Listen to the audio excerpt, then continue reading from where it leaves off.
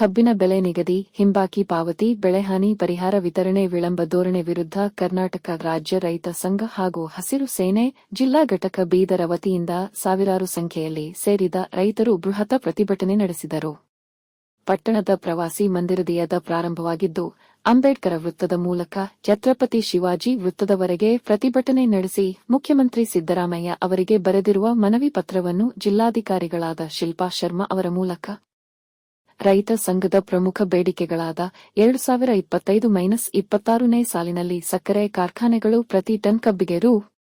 3,500 ಬೆಂಬಲ ಬೆಲೆ ನೀಡುವಂತೆ, 2024-25ನೇ ಸಾಲಿನಲ್ಲಿ ಸಕ್ಕರೆ ಕಾರ್ಖಾನೆ ಪ್ರತಿ ಟನ್ಗೆ 50 ರಿಂದ 100 ಬಾಕಿ ಉಳಿಸಿಕೊಂಡಿದ್ದು ತಕ್ಷಣ ನೀಡುವಂತೆ, ಬೀದರ ಜಿಲ್ಲೆಯ ರೈತ ಜೀವನಾಡಿಯಾದ ಬೀದರ ಸಹಕಾರ ಸಕ್ಕರೆ ಕಾರ್ಖಾನೆ ಪುನಃ ಪ್ರಾರಂಭ ಸೇರಿದಂತೆ ಈಡೇರಿಕೆಗೆ ಹಾಗೂ ಬೀದರ ಜಿಲ್ಲೆಯಲ್ಲಿ ಈ ವರ್ಷ ಅತಿವೃಷ್ಟಿಯಿಂದ ಹೆಸರು ಉದ್ದು, ತೊಗರ, ಸೋಯಾ, ಈರುಳ್ಳಿ ಸೇರಿದಂತೆ ಎಲ್ಲಾ ತರಕಾರಿ ಬೆಳೆಗಳು ಸಂಪೂರ್ಣವಾಗಿ ನಾಶವಾಗಿದ್ದು ರೈತರು ಸಂಕಷ್ಟದಲ್ಲಿದ್ದು, ರೈತರಿಗೆ ಕಬ್ಬು ಬೆಳೆ ಮಾತ್ರ ಅದಕ್ಕೂ ನಮಗೆ ಸರಿಯಾದ ದರ ಕೊಡದ ಸಕ್ಕರೆ ಕಾರ್ಖಾನೆಯವರು ರೈತರಿಗೆ ಮೋಸ ಮಾಡುತ್ತಿದ್ದಾರೆ ಎಂದು ಮನವಿ ಪತ್ರ ಸಲ್ಲಿಸಿದರು.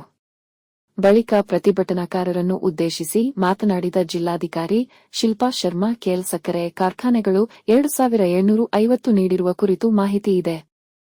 3,200 ತಮ್ಮ ಬೇಡಿ ಇದೆ. ಸಕ್ಕರೆ ರಿಕವರಿ ಅಲ್ಲಿ ಹೆಚ್ಚು ಇದೆ, ನಿಮ್ಮಲ್ಲಿ ಕಡಿಮೆ ಇದೆ.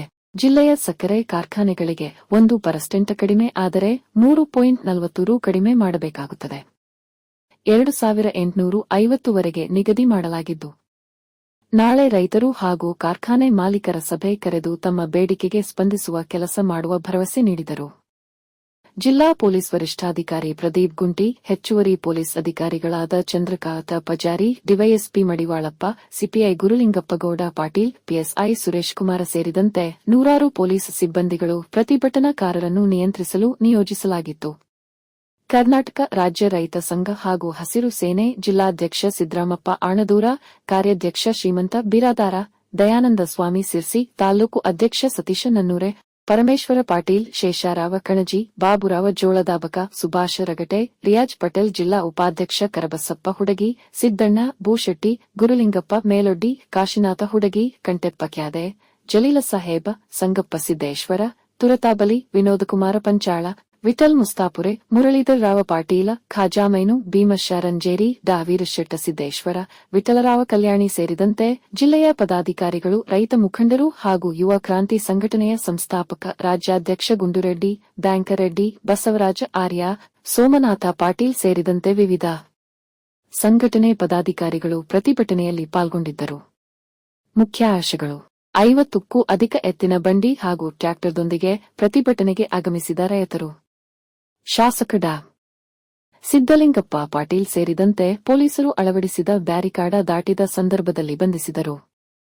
ವಕೀಲ ಸಂಘ ರೈತರ ಪ್ರತಿಭಟನೆಗೆ ಬೆಂಬಲಿಸಿ ಸಂಘಟನೆಗೆ ಬೇಕಾದ ಕಾನೂನಿನಲ್ಲಿ ಉಚಿತವಾಗಿ ನ್ಯಾಯ ಒದಗಿಸಿಕೊಡುವುದಾಗಿ ಭರವಸೆ ನೀಡಿದರು.